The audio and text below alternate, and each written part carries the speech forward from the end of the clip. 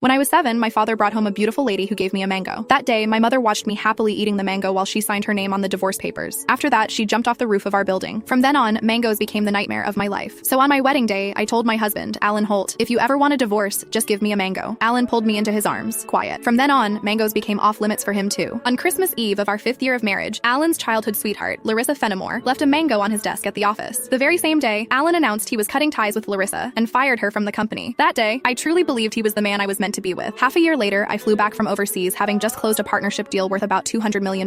At the celebration dinner, Alan handed me a drink. After I had finished half the glass, his so-called childhood sweetheart, the woman who had been kicked out of the company, stood behind me with a big grin and asked, "Does the mango juice taste good?" I stared at Alan in disbelief, and he was trying hard not to laugh. "Don't be mad. Larissa insisted I played a little joke on you. I didn't actually give you a mango. I just gave you a bottle of mango juice." But I think she's right. The fact that you don't eat mangoes is a real problem. You were really enjoying that juice just now. My face went cold. I lifted my hand and threw the rest of the mango juice in his face, then turned around and walked away. Some things are never a joke. I wouldn't kid around with mangoes or divorce. Ms. Mendez, your stomach condition flared up again because of stress and emotional triggers. If there's something you really don't like to eat, you mustn't force it down again. The next time might not just be a stomach ache. We might have to remove part of your stomach. Stay in the hospital for observation for 1 day and contact your family as soon as you can. When I heard the doctor say that, I went completely quiet. For the sake of a new project, I had been overseas for 39 straight days, working day and night, and I finally made it back in one piece. I never expected that at the celebration dinner, 1 glass of mango juice from Alan Holt would land me right in a hospital bed. Out of habit, I tapped open my pinned chat, typed 2 words, and then realized something felt off. Looking closely, I confirmed that it was Alan Holt. He had just changed his profile picture. Now it was a green mango. While I was staring blankly at the chat window, Alan's call came through. He sounded cold. "I'm already home. Where are you?" I said nothing. Any other time, I would soften my voice and act like a spoiled little girl with him. But tonight, I honestly didn't know what to say. Alan sounded annoyed. "Myra, how long are you planning to keep this up? I'm at the hospital." Alan went quiet. He had never shown much interest in my health. He would never have guessed that 1 glass of mango juice from him would send me straight to the emergency room. "Stay put at the hospital. I'm coming over right now." I didn't want to deal with him, but my body was so weak that I didn't feel like moving at all. Time dragged by. The doctor came in to check on me 3 different times, and Alan still didn't show up. Right before I went to sleep, I glanced at my phone one last time and saw Larissa Fenimore's new post on her social feed. "Every time I get hurt, my knight in shining armor shows up. I'm so lucky." The picture under it was a shot of Alan putting a bandage on her. Larissa's profile picture was a yellow mango. It was pretty, but it made me sick. Alan and I had known each other for 10 years, and he had always known exactly where my bottom line was. After so many years in business, he also knew perfectly well how to keep a proper distance from other women. But now, he kept crossing that line again and again. In that case, our marriage and the newest project I had negotiated no longer needed to exist. I had closed a $200 million